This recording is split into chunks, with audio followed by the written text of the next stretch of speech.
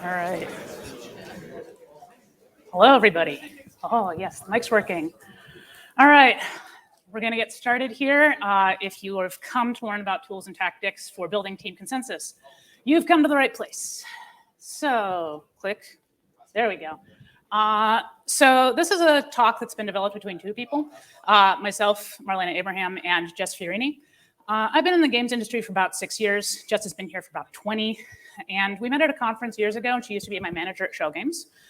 Once we started working together, we realized we had a lot in common in terms of our professional background.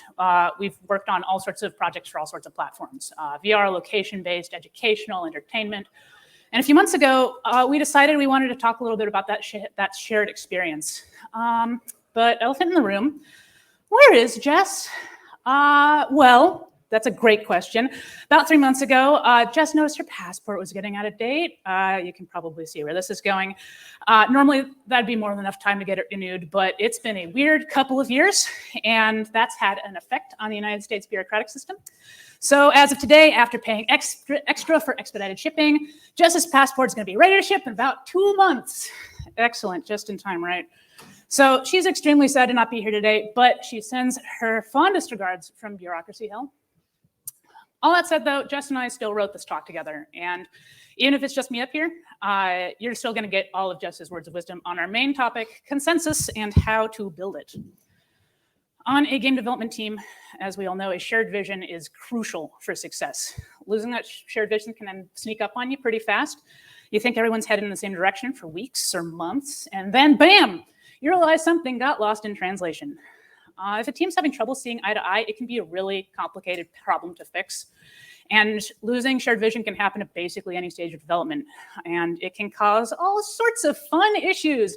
Unhappy stakeholders, missed deadlines, disgruntled and burned out teammates, a bad game you're now obligated to ship, all sorts of terrible stuff. So in addition to that, making things more complicated, this is a really big, woolly topic that can be difficult to break down into bite-sized chunks. So today we're going to walk through a series of techniques that hopefully will keep your teams moving in the same direction. It's what I like to call a toolbox talk. We're going to be walking through a lot of different tools for building consensus and what sorts of problems are good at preventing or solving. To make it easier to remember, we're going to divvy it up in a couple of different ways. So first way we're going to chunk it up is by the 3 key phases of development. So first, creating the concept with your team, then communicating these concepts to stakeholders, and updating the concept throughout development. You see that this lines up pretty nicely with the usual creative phases of production: concept, pre-pro, and production. So 3 main sections. Second way we're going to divvy it up is by seniority level. Early on in your career as a designer, it's not as much your job to build consensus. It's more your job to help build the game. But after you get a little bit of experience under your belt, building consensus becomes a larger and larger part of your job. The closer you get to project director, the less time you're spending in engine and the more time you're spending getting everyone moving in the same direction. So that's actually how we got this idea for the talk. Jess and I are at very different stages of our careers, and we were comparing tools that we use depending on what role we happen to be in.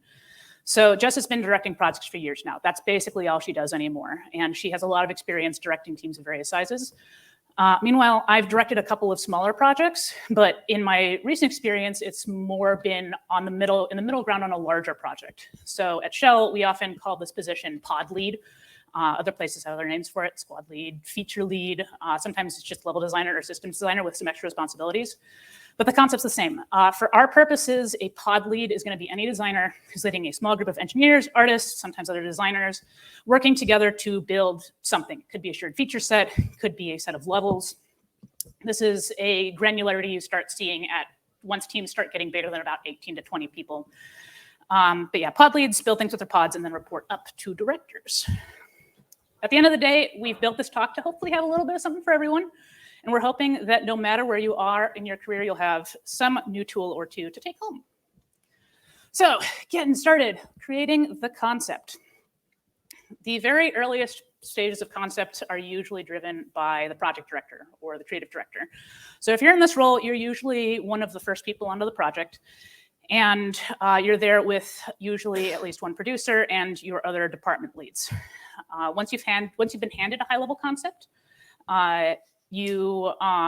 this high-level concept can come from a couple of people. It can come from your studio heads. It can come from a client. Maybe you came up with it.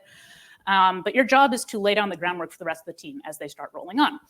So you're going to want to make sure that you set the tone for the game and the goals, and you want to have a lot of the big questions answered ready to hand off to your pod leads when they join the project. A really good place to do this, get this started, is a kickoff meeting that pulls together all the project stakeholders. So before you engage the whole team, you want to get a bunch of people in a room. You want leadership, any high-level stakeholders like clients, you want your discipline directors, and you want to come to a consensus on all sorts of stuff. Definition of success, design pillars, audience, fidelity expectations, approval timelines, or approval pipelines and timeline. So let's go through each of these in a little bit more detail. First off, you need to decide together, what does success mean for you? I mean, you want to make a game and you want the game to be good, but other than that, like, success is usually more about audience and market goals. So before you start brainstorming anything, find out what the stakeholders want the game to actually do for them. Do they want it to go viral on social media? Do they want it to be a proof of concept for a larger project down the line? Maybe they want it to be a personal touchstone for a particular demographic. Whatever it is, this is going to greatly change your design, so you need to figure that out early. Next thing, design pillars. As early as possible, it's really important to develop design pillars for your game. So this is going to be really useful for both client projects and internal IPs. It's a pretty common concept, but if you're not familiar, pillars describe in very simple terms what your experience is or does. So think like 3 to 5 short, evocative phrases that you're building your game around. They're going to cover the guest experience, how the guests interact with the experience, what they achieve during the experience, and how they're going to feel before, during, and after. These are a really great communication tool to get both your client and internal team aligned. Once you've made them, what's really nice about them is if you've got a really tough decision to make down the road, you can hold your options against the design pillars and be like, hey, which ones of these fit our pillars better, our central design? This is a very high-level overview. There's a lot of really great material and resources out there about design pillars. We're just covering them briefly here, but notice that these are not feature descriptions and they are not discipline-specific. So some examples of good pillars. They're short and open-ended, and this leaves a lot of room for creative expression while providing a solid base to test features and your mechanics against. On the other hand, these ones are long, they're technology-focused, they use a lot of big words, not so good. If your pillars aren't helping you get to the heart of the gameplay experience specifically, you should make some new pillars. It's a very good idea to include your clients in that design pillar creation process, because a lot of the time, and this is never, it's usually not a malicious thing, almost never. You'll run into clients who want to add a bunch of features that don't necessarily improve the product. And the more you can agree early on about what's innately important about the experience, the smoother your production will be. So later on, when somebody is like, well, I would love to add a fishing minigame to this game, you can say, well, we're an educational game for doctors. From what I can see, it doesn't really fit any of the pillars we talked about. Is this really going to add to the experience you're trying to build? So pillars can take a lot of iteration to get right, but that's actually a good thing because you want to have these conversations early on before you build anything expensive. Next item, audience. So obviously we're building for an audience and not just ourselves. A successful design is going to take into account the age, skill, ability, social mechanics, and culture of the people who are playing the final product. For example, if you're creating a location-based experience, you might be designing for a large crowd of people with wildly different ability levels and ages. On the other hand, if you're building a game for casual players to mess around with on their commute, you're going to want to take that audience's desires and play patterns into account. Use a tool that you might want to use here is one-page user profiles for the 5 or 6 archetypal players you're looking to connect with. And remember, because it can be really, really easy to forget, a design can't be everything for everyone, and it certainly should not just be for you. All right, other key topics you want to hit in this meeting. Fidelity expectations for things like gameplay and art style. Your approval pipelines and key deadlines. Your overall timeline. At this point, understanding these constraints is going to help you get a better idea of the size and the fidelity of your project. And probably the last thing you want to cover, and maybe not even in this meeting yet, is the tech you're going to be building on. So, because unless you're specifically building something, a product for a very particular platform, you really want to leave this for last. You want to build the experience and then apply that technology, because at the end of the day, people are coming for the experience. The technology is just a means for delivering that experience. So after that initial meeting, there are going to be a few pieces of documentation that can be nice to make with other directors, just to make sure everyone's getting on the same page. One tool that Jess and I like a lot is the mood board. Once you have your design pillars figured out, it's important to get your arms around what the game might look and feel like. You might think you're inviting a brand new experience, the likes of which the world has never seen, but chances are there are elements out there in the world that have elements of what you are trying to achieve here. So do some research, pull that stuff together and do a mood board, and this will help a lot to get everybody on the teams and the clients understanding what the experience is supposed to be like. All right, it's got all this settled. Around this time, you probably want to do a team kickoff of some kind. At this point, usually I've seen this, thank you, Slack. Usually I've seen this take the form of an all hands meeting, sometimes with the clients, sometimes without the clients, and the directors go through everything they laid out in the client kickoff and more. So high level goals, schedule, team structure, project pillars, all that good stuff. If you're a project director, this is also a great place to start reinforcing that if anybody has any concerns, your door is always open. So there's a term in team or group management called psychological safety. The idea behind psychological safety is that you feel at any given time that if you speak up about a problem or concern, you feel confident that you're not going to be belittled, punished, or have any other negative consequences because of that. Because think about it, if you ask a question and then you get made fun of for not knowing the answer to that question, are you going to ask a question again? Probably not. So it's really important that you make people feel safe and comfortable raising issues without reprisals. So establish this policy early and practice it often. After this meeting's done, you're off to the races. Project's begun. Time to get to work. So this is where usually pod leads or the equivalent will jump in. So I'm going to take off my director hat, put on my pod lead hat. So you're a newer designer who's just been made pod lead for the first time. What does that mean exactly? How is this different from being a line designer and making content? Well, if you look at how a team is structured in terms of direct reporting, a lot of times the diagram will look something like this. Every company does things a little bit differently. So this is very much a rough outline, very simplified. But this is based on who's making the final calls at the end of the day. So at the top, you either have your clients or your studio management or both. Underneath that comes your project director and your lead producer. And after that, all of your discipline directors. Under each director, sometimes they're called leads, you get the rest of your team. So this is engineers, artists, sound folks, more producers, designers, including you. So yeah, at a design-driven studio, at least the one that, this is how Shell Games structures stuff. But when your studio is design-driven, a lot of the day-to-day communication and decision-making can make the chart look a little bit more like this. So especially on a big project, directors don't really have time to work through all the details the way they would on a smaller project with 5, 8 people. There's just too much to do. There's too many people. So as a pod lead, your responsibilities might start to resemble that of a mini director. You make the day-to-day decisions for your pod, you oversee development, and you maintain communication between your pod, other pods, and the directors. That means that a lot of the directors might actually start coming to you for updates. They'll ask things like how your pod's progressing, what decisions you've made together, if there are any problems that you might collectively need help with. If your pod mates have problems, it's up to you to pass things up the chain and handle issues for them so that they can focus on making the game. You will also probably be coordinating with other pod leads to develop shared tools together, build best practices, make sure everyone's moving in the same direction. In a lot of ways, you've become a switchboard operator.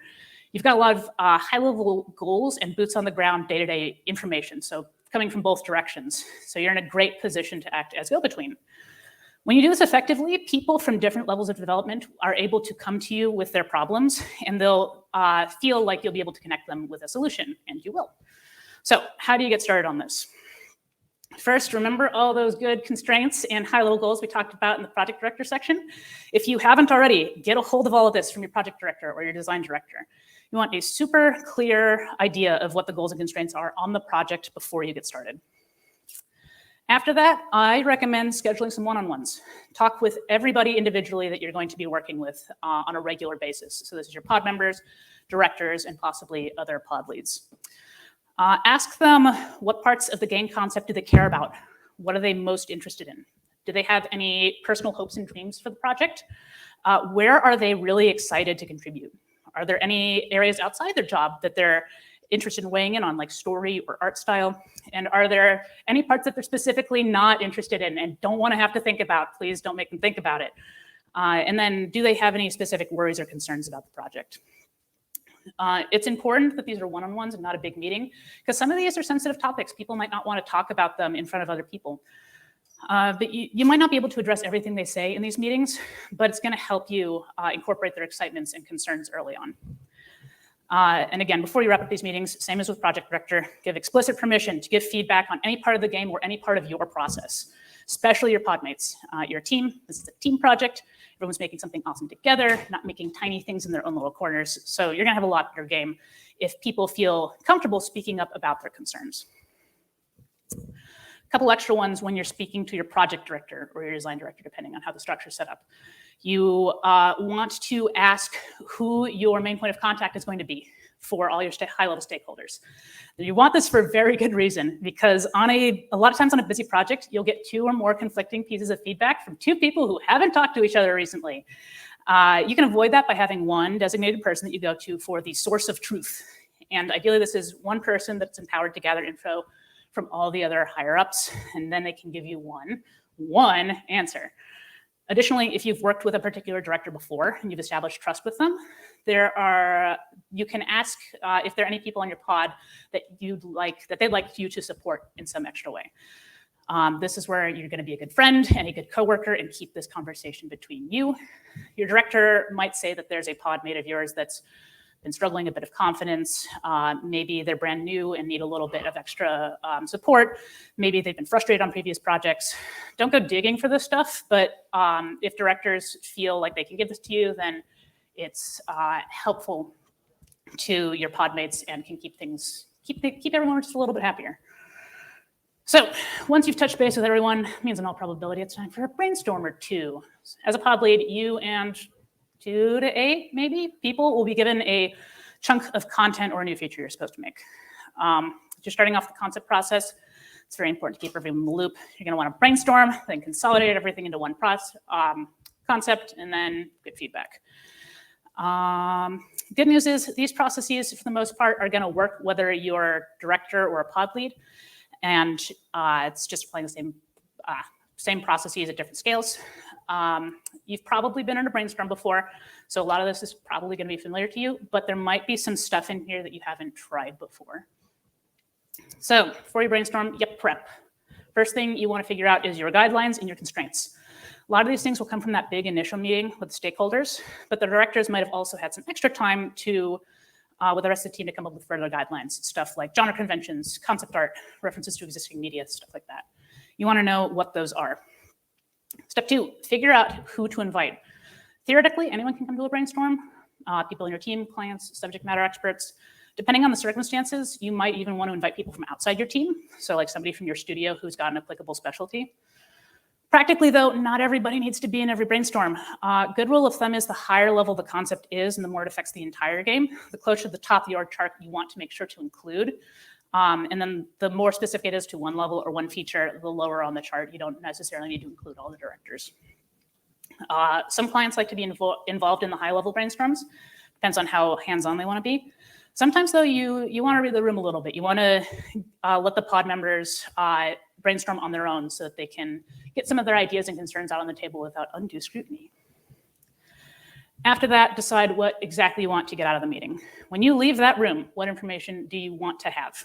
Are you designing a new level and want a bunch of cool concepts for that? Or are you making a new feature for the whole game and want to come up with some use cases? Think about the data that you want to collect so that you can build the brainstorm around that. Here are some examples of good goals. Clear, concise. Hope is that everyone present will understand them. And double points if they relate back to your design pillars in some way. On the other hand, bad goals for brainstorm. They're bad because they're too granular. They ask too much of your attendees. Nobody wants to sit there for an hour and write a frame out a feature with you. and they don't want the meeting to go on for hours and hours. So brainstorms are here to toss ideas around. More specific work can happen back at your desk or in a different kind of meeting. Based on your goals, write up a quick agenda. It's a series of bullet points or an empty slideshow that you fill out together. I like to do that a lot. And an agenda is helpful for a couple of reasons. One, you can get a feel for how long each section is going to take. For example, if you're working with a client, you want to leave time for introductions, you want to revisit the design pillars, do a project recap. For an internal team, you might be able to just jump right in. Second, it gives people a chance to think through some of your questions ahead of time and then come to the meeting with ideas. There's a lot of recent data that shows that brainstorms are a lot more successful if everyone sort of has a chance to think on their own before they come together. So after you've written your agenda, attach it to the calendar invite and send it out. These are a couple of things to mix up your brainstorm that Jess likes a lot.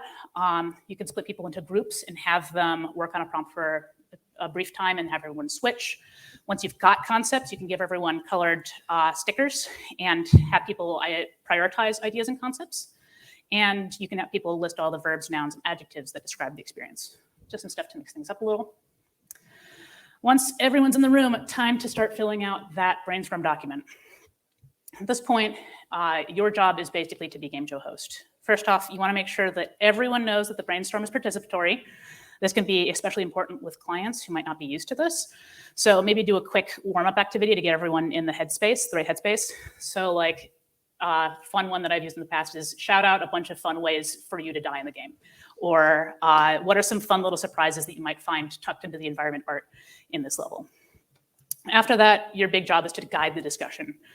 The most important thing to do is create an easy and fun atmosphere where no answer or contribution is wrong, because nothing shuts down a conversation faster than ignoring somebody's suggestion. There is room for all suggestions in brainstorms. It's like the cardinal rule. If you notice that one topic or theme is getting a lot of attention, open it up to further discussion. The point at the end of the day is get everyone talking and thinking together. And most importantly, document everything. My favorite way to do this is to have the current topic up on screen like this, maybe with an image to add context, and then type everyone's answers up live while they're talking. After that meeting's done, you're going to want to consolidate. This is a step that you probably want to go back to your desk for and do on your own. I tend to recommend that designers do the consolidation step on their own for a couple reasons. One, of the people in the group, you're most likely to have a good grasp of all the constraints. You've talked to everyone one-on-one. You have an idea of what mix of ideas is going to work well for that particular team. Two, it's easier to think through all the implications and edge cases on your own. And three, nobody likes watching someone else do documentation for hours. Now, what does this consolidation actually look like in practice? I'm a really big believer in making the simplest documentation possible. There is no point in making a document that nobody's going to read. And the longer it is, the less likely it is that somebody's going to read it all the way through. So sometimes if you can do something as easy as sending out a Slack message to your team, get your point across, do that. Sometimes though, it is going to take a little bit more in-depth, like a wireframe, storyboard, something more concrete. Remember that pictures, videos, and gameplay are going to be a lot more powerful than words, especially if you're communicating with a bunch of different disciplines and with your clients. So if you're trying to communicate a tricky concept, point to references that already exist out there in the world. Again, simplest, fastest documentation is what you want. You want to get the point across and then move on. Last and most important step for building consensus, you want to send out your concept to your team and ask for feedback. Gather it and incorporate it. Again, you're building a cool thing together. Your teammates are experts in their fields. Gathering their input early on is going to make your game all that much better. So what does gathering feedback look like? Early on in the process or in the project, you want to establish some sort of a system for feedback. Doesn't matter what it is, but just establish it and make sure that everyone's aware of it. The way that I tend to like doing things is having everyone put my documentation in a Google slide or a Google Doc and have people comment on it, because then it's gonna be really easy to track who's got questions and concerns and about what specifically. Then also importantly, you want to give a deadline for feedback, because if people have a deadline, they're more likely to actually do the thing. After that, I'll drop a link into Slack with a message, something like this. Hey folks, here's a brief look at the 3 new enemies for brainstorming. I'm looking for feedback you have, particularly in any concerns that you might have with tech.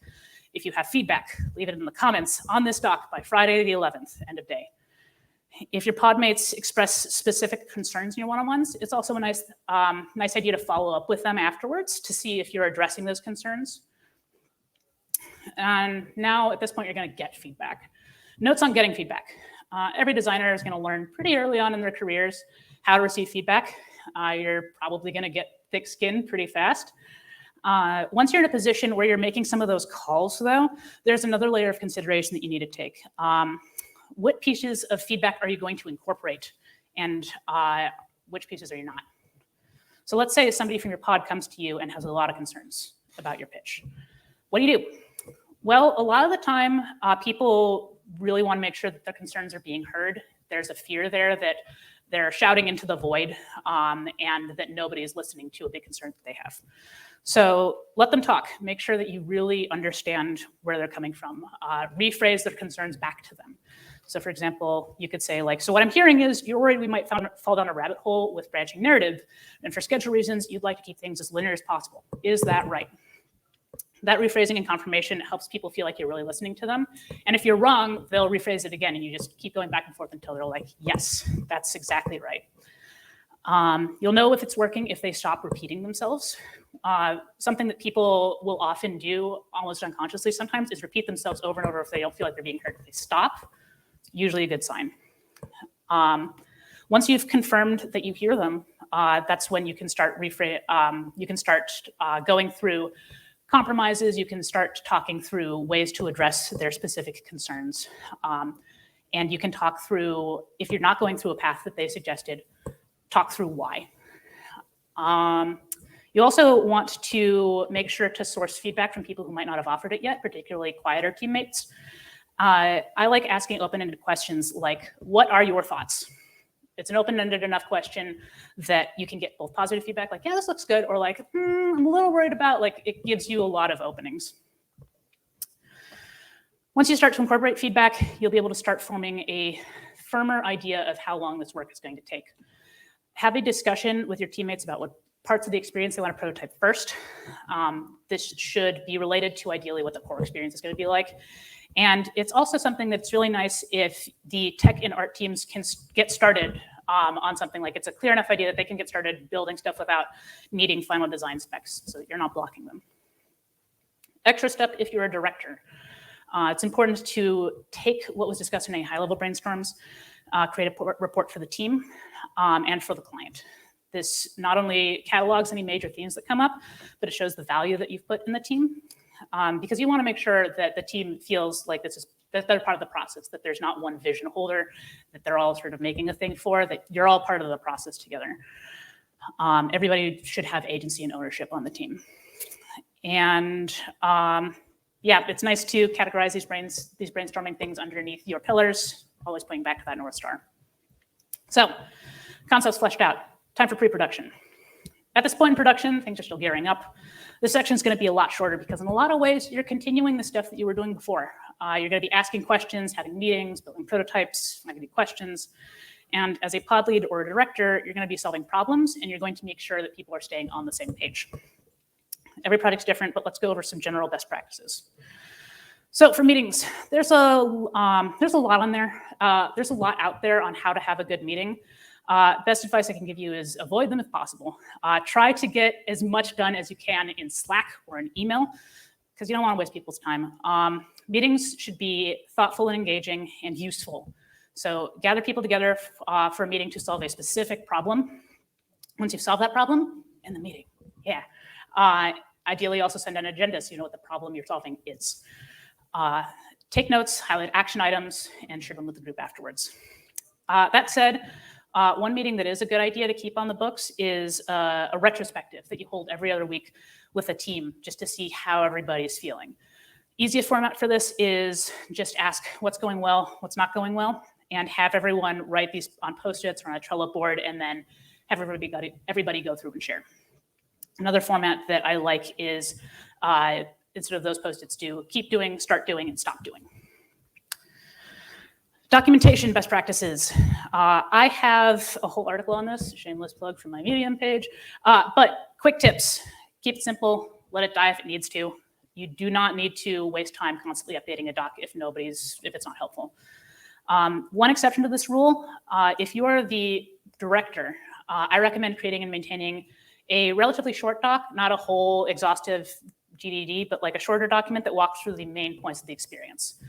Because a lot can change during pre-production, and it can be hard to keep everybody in the loop, and you want to keep those meetings down. So keep this document updated through pre-production and remind people that it exists as a point of reference.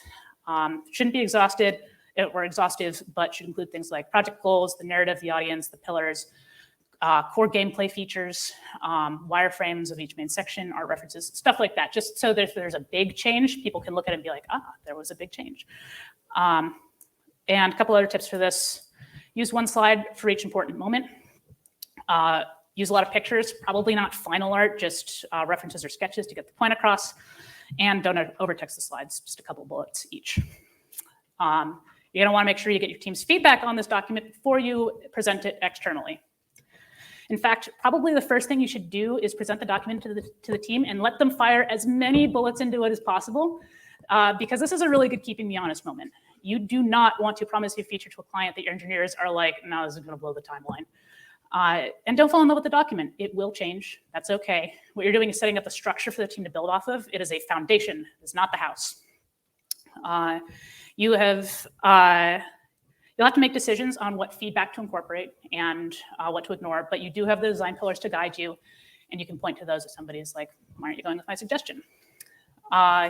You want to make sure that you're presenting an experience that is achievable at the end of the day, not aspirational.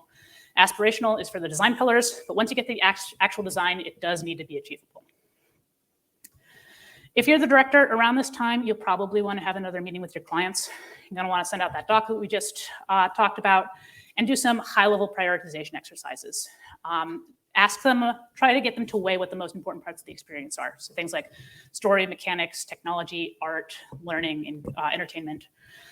This will help you determine what needs to really get prototyped first and help you set up the team for success. Do not get bogged down with specifics. You want to give yourself a little bit of, well, not just a little bit, a lot of wiggle room, because it's really impossible to know how a project's going to develop as it builds over together. So you want to be clear where you can, but you want to leave room for exploration. On that note, we've been talking a lot about feedback, but as a director and as pod leads, it's important to set a feedback cycle that works for you in your timeline. You want to communicate, you want this to let stakeholders know what is expected of them, why and when. So communicate important dates early and get it onto their calendars.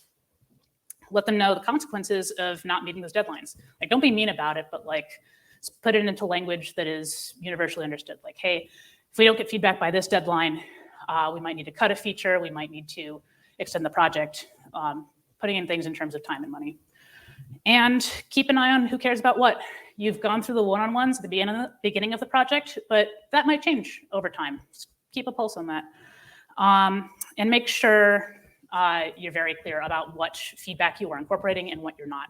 Because you don't want an upset teammate or stakeholder coming to you and being like, hey, I told you about this 3 months ago. Why haven't you done anything about it? Now, a couple of tips specifically for pod leads, the management aspect. So in this context, management just means that things are running smoothly between you and all of your teammates. Every working relationship is going to be unique, but we're going to divide it into two basic groups, managing up and managing down or across. Let's start with managing up. So this is when you're working with anybody who has more decision-making say-so than you do.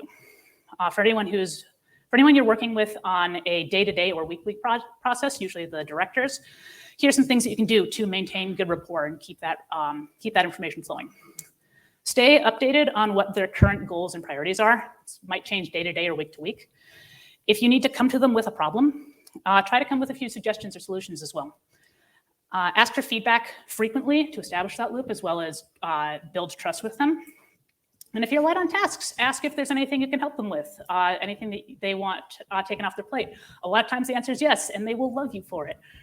For higher level stakeholders, people that you only interact with on occasion, talk with your immediate directors about how they would like to get the pod level info to bubble up to clients. You're usually going to want to build consensus with your directors before going any higher. After you've established that, make sure there's a solid way of keeping them in the loop. So this is a lot harder to do because the checkups with higher ups tend to be less frequent. But there's a couple things that you can try. I suggest using docs to get offline feedback. Keep them short, because a lot of times people don't have time to go through the whole thing. A lot of times they don't actually have time to play the game, so videos of gameplay for them to watch can be helpful. Communicating clear good deadlines for feedback, and if they miss those deadlines, be ready to discuss trade-offs. Other half, managing across or down. Usually you're on the same footing as your teammates, you're just funneling information back and forth.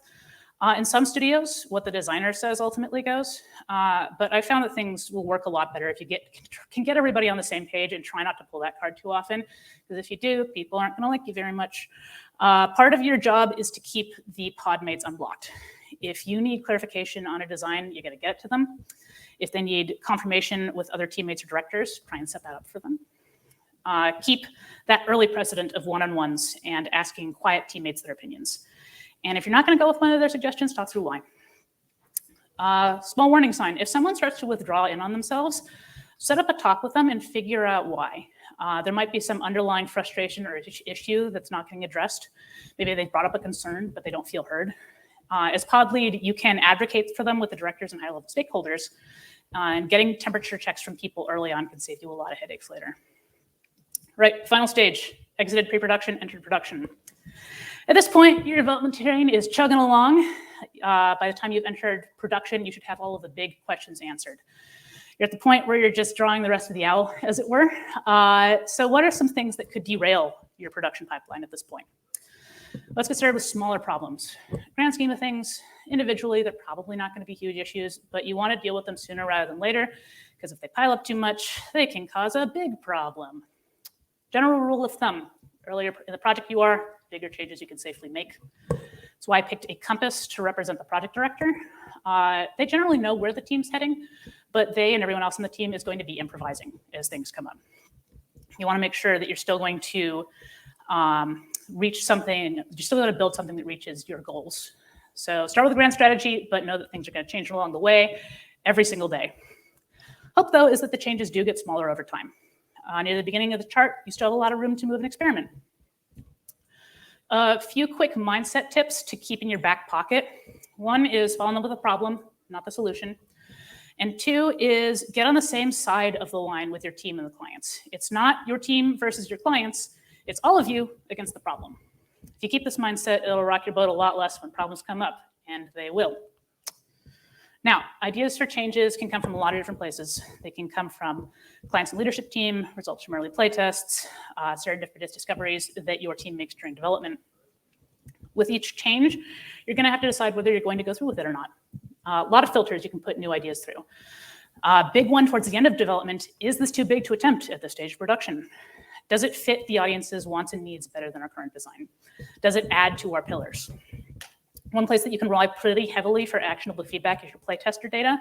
If playtesters are coming back with a consistent problem, it's a good idea to try to address it if you can.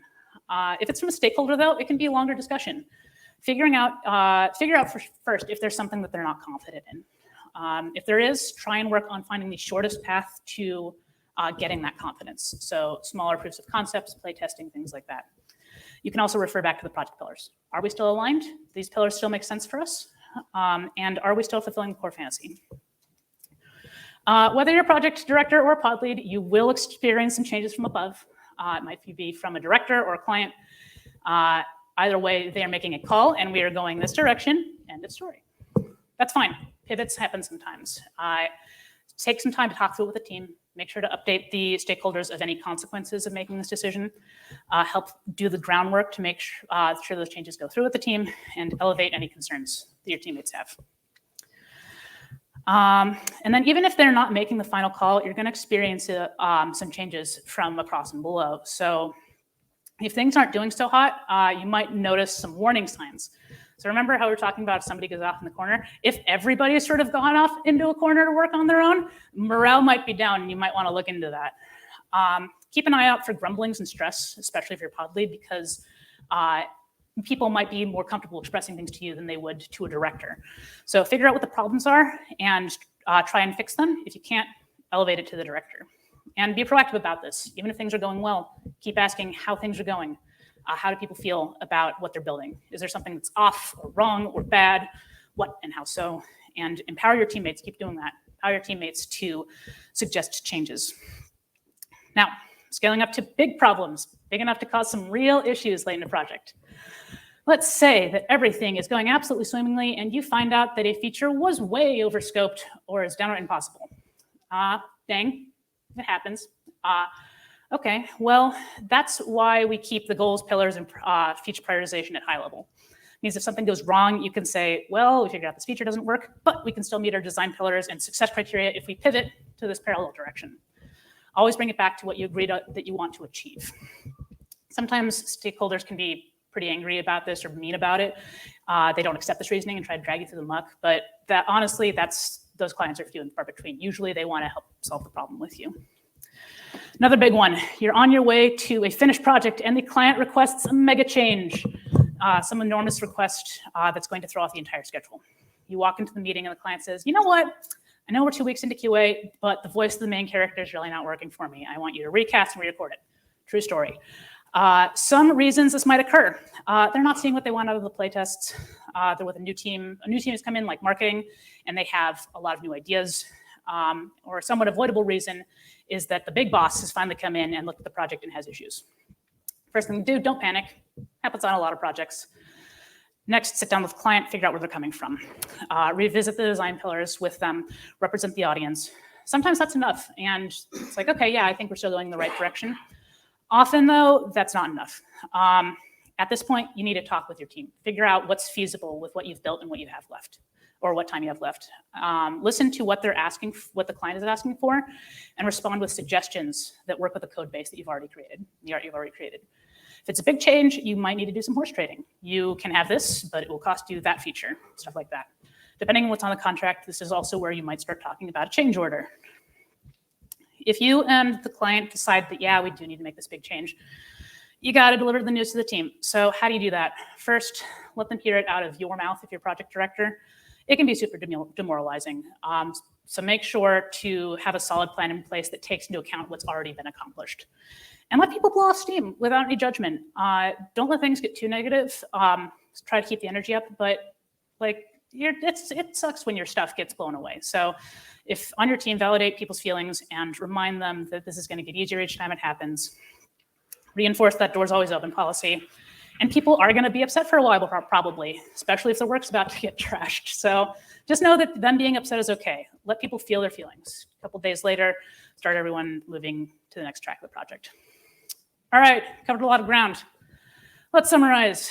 Over the last 40 minutes or so, we've gone over methods for building consensus around a design at every stage of development, warning signs that team isn't aligned, how to troubleshoot those issues, a bunch of tools used over the course of both my career and Jess's to facilitate it all.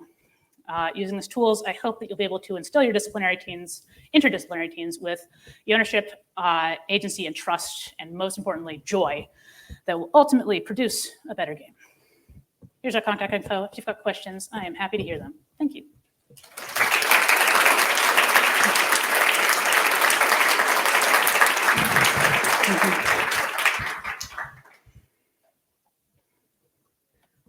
There is apparently a mic that will go around to questions.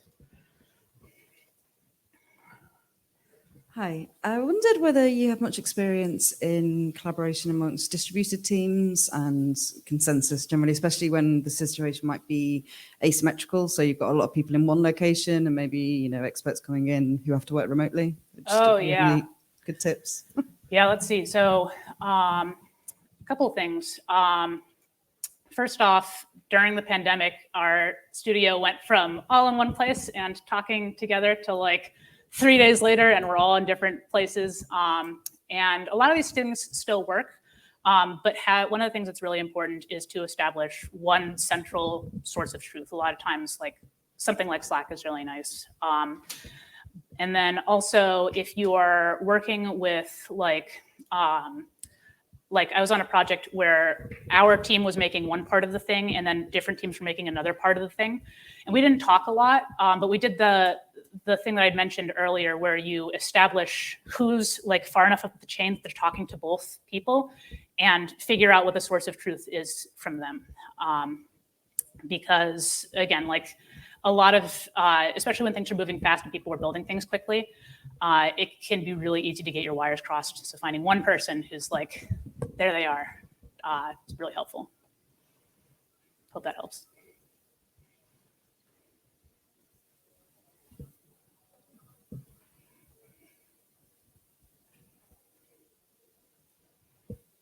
Hello.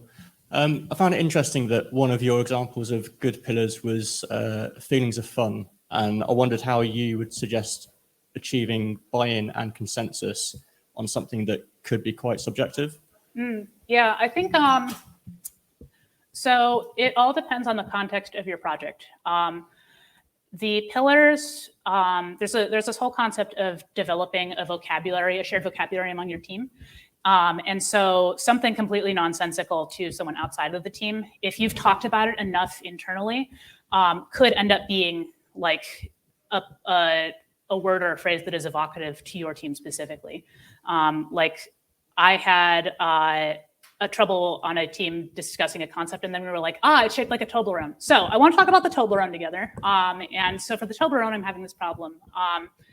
And that's a feature specifically, but the same thing could be said of design pillars. As long as it's getting across the concepts that you need the team to all grasp together, then it's a good pillar. If people are getting different things out of the pillar, you want to change it.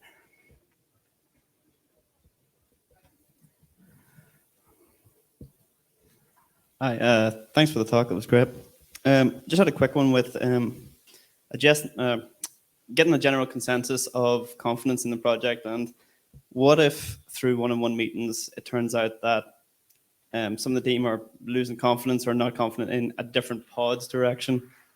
Does each pod do their own brainstorming sessions, and do they work separately? Or how do you basically get the team on board with what another pod has decided to do? That's a really good question, and something that was in one of my examples that I cut for time. But yeah, so each project is going to divvy up their pods in different ways. I've been on projects where like this pod is in charge of these 3 levels, this pod is in charge of these 3 levels, and this one is in charge of all the connective tissue. And then I've been on ones where like this pod is on these couple of systems, and this one level, this pod's on these couple of systems in one level. At the end of the day, like you want to make sure that the pod leads are also talking on a regular basis and not siloing too much. Ideally, you want to set up a meeting where the pod leads are playing each other's content on a regular basis too, and can be having those discussions. Ideally, everybody's in the room and commenting or playing each other's stuff. But at a bare minimum, having a regular sync up with pod leads is going to help a lot and make sure that like, hey, you made this big change to the story and that's going to affect my levels. Oh no, you can head that off early on if you're talking and if you're playing with each other's content. And that's time. Thank you, everyone.